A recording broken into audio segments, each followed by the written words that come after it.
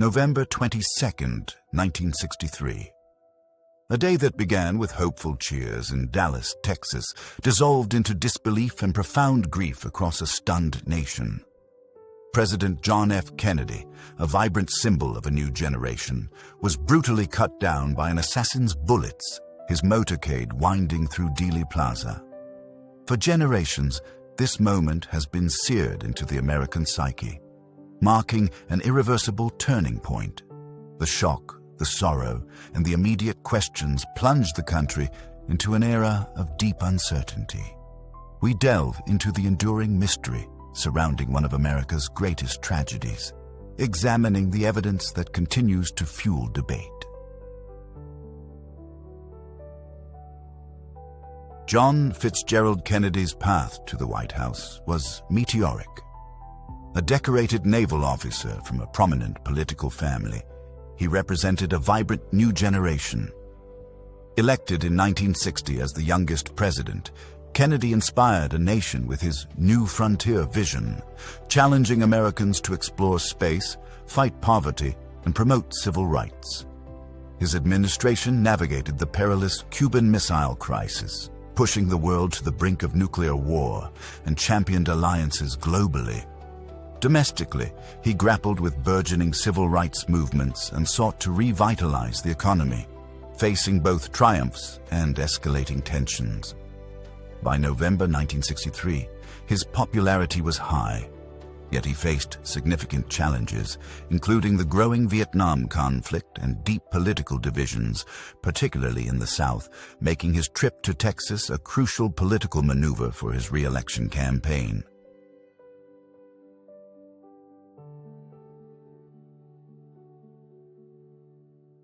The presidential motorcade entered Dealey Plaza in downtown Dallas just after noon.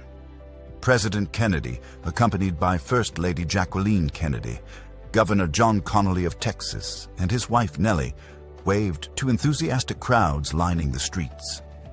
The weather was clear, the mood celebratory. The open-top limousine proceeded slowly down Elm Street, moving towards the Triple Underpass. This route, designed to allow maximum public visibility, placed the president in an acutely vulnerable position. Unbeknownst to the thousands gathered, a rifleman was positioned in a sixth-floor window of the Texas School Book Depository building overlooking the motorcade's path.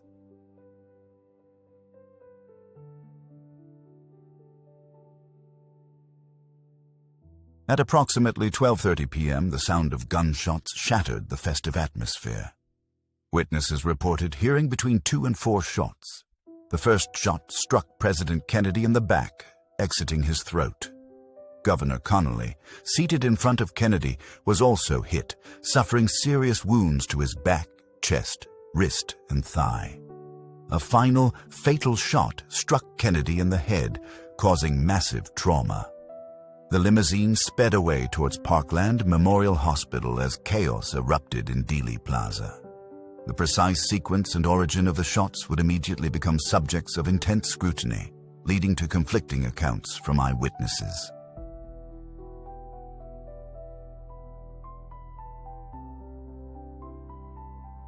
Among the most critical pieces of evidence is the Zapruder film, a silent 8mm home movie capturing the entire assassination sequence. It shows Kennedy's final moments and the impact of the shots, providing a visual timeline that has been meticulously analyzed frame by frame. The film's clarity, however, also fueled questions, particularly regarding the president's sudden, violent backward and leftward head movement after the final shot. Medical examination reports and autopsy photos detailing the entry and exit wounds became central to establishing bullet trajectories.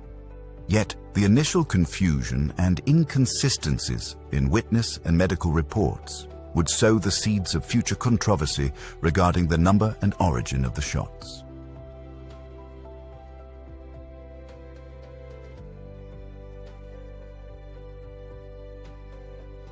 Within hours, police identified a suspect, Lee Harvey Oswald, a former U.S. Marine with a troubled past and known Marxist sympathies. Oswald had recently been employed at the Texas School Book Depository, the very building from which the shots originated. His background revealed a complex, often volatile personality, marked by defection attempts to the Soviet Union and involvement with pro-Castro groups. Crucially, Oswald was seen leaving the depository shortly after the shooting and later killed Dallas police officer J.D. Tippit. His rapid identification and arrest provided an immediate focal point for investigators, but his history also raised questions about potential motivations and affiliations.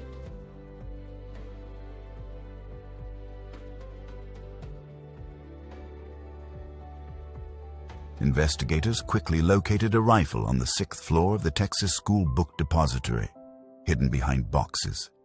It was a 6.5 millipals Italian-made Mannlicher Carcano equipped with a 4-power scope. Ballistics tests confirmed that the spent bullet cartridges found at the scene matched this weapon.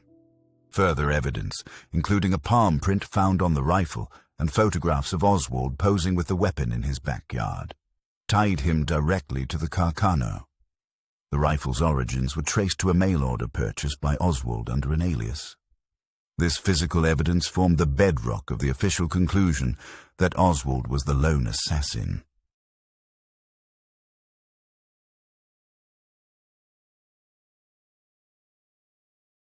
Following the shooting of Officer Tippit, Oswald was apprehended in a movie theater in Oak Cliff, Dallas, after a struggle. During intense questioning by police and the FBI, Oswald vehemently denied his involvement in both the assassination of President Kennedy and Officer Tippit. He famously stated, "I'm just a patsy." He maintained his innocence throughout his detention, never confessing to the crimes. Oswald's refusal to cooperate fully, combined with the rapid pace of events, meant investigators had limited time to interrogate him before his unexpected fate intervened, further complicating the official narrative and leaving many questions unanswered.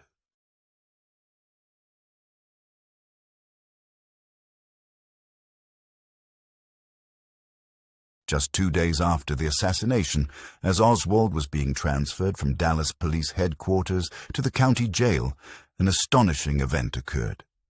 Dallas nightclub owner Jack Ruby stepped out of the crowd and fatally shot Oswald at point-blank range, all on live television. Ruby stated his motive was to spare Jacqueline Kennedy the ordeal of testifying at a trial. His actions, however, immediately sparked widespread speculation about a deeper conspiracy, preventing Oswald from ever standing trial and presenting his defense.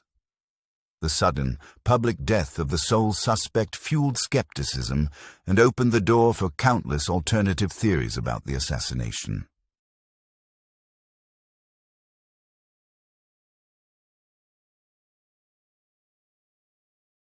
To address the overwhelming public concern and quell the rapidly emerging conspiracy theories, President Lyndon B. Johnson, just days after the tragedy, established the President's Commission on the Assassination of President Kennedy. This body, famously known as the Warren Commission, was led by Chief Justice Earl Warren. For 10 months, the 7-member commission, assisted by a dedicated staff of lawyers and investigators, conducted an exhaustive investigation. They interviewed hundreds of witnesses, collected sworn testimony, and meticulously analyzed vast amounts of physical evidence, including ballistic reports, autopsy results, and the Zapruder film.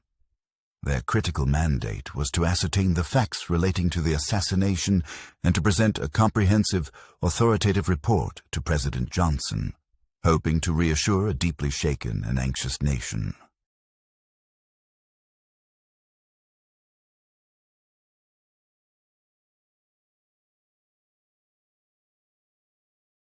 In September 1964, after 10 months of intense work, the Warren Commission delivered its monumental 888-page report.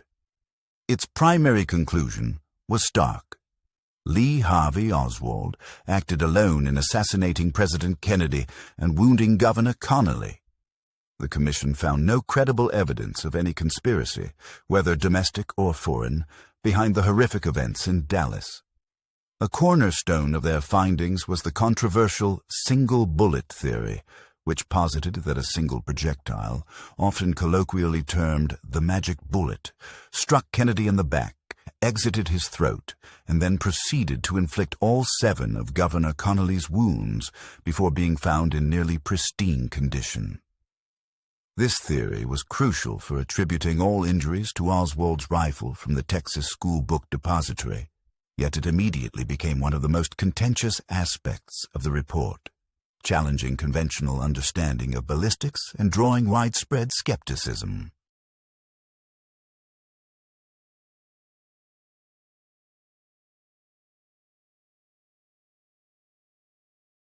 Despite the Warren Commission's definitive conclusions, public skepticism persisted, fueled by numerous factual inconsistencies, witness testimonies contradicting official findings, and the sheer improbability of some aspects of the report, particularly the single bullet theory. This skepticism led to a resurgence of interest, and, in 1976, Congress established the House Select Committee on Assassinations, or HSCA, to reinvestigate the murders of both President Kennedy and Martin Luther King Jr. in 1979.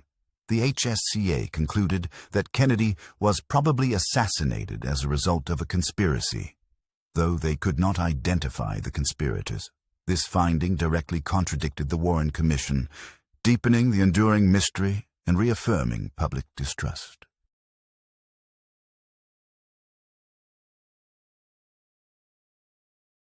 The assassination of John F. Kennedy left an indelible scar on the American psyche, fundamentally altering the nation's political landscape and social fabric. It ushered in an era of profound public cynicism towards government and official narratives, a distrust that for many persists and colors contemporary political discourse. The unresolved questions and persistent debates surrounding his death continue to inspire countless books, films, and documentaries, deeply shaping popular culture and academic historical analysis. For an entire generation, the assassination marked the end of an innocent age, shattering the idealism and optimism of the early 1960s and ushering in a period of social unrest and political upheaval. The memory of November 22, 1963, remains a potent symbol of lost potential and enduring vulnerability, a stark reminder of history's fragile and often unpredictable turns.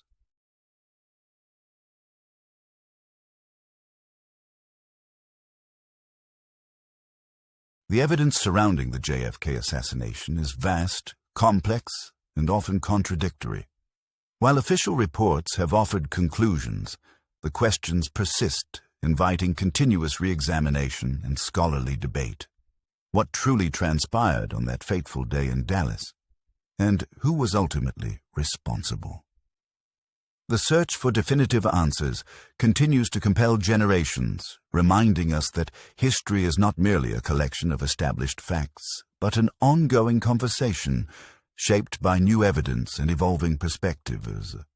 How might understanding this pivotal event, with all its lingering ambiguities, shape our perception of truth and trust in our own time, urging us to question deeply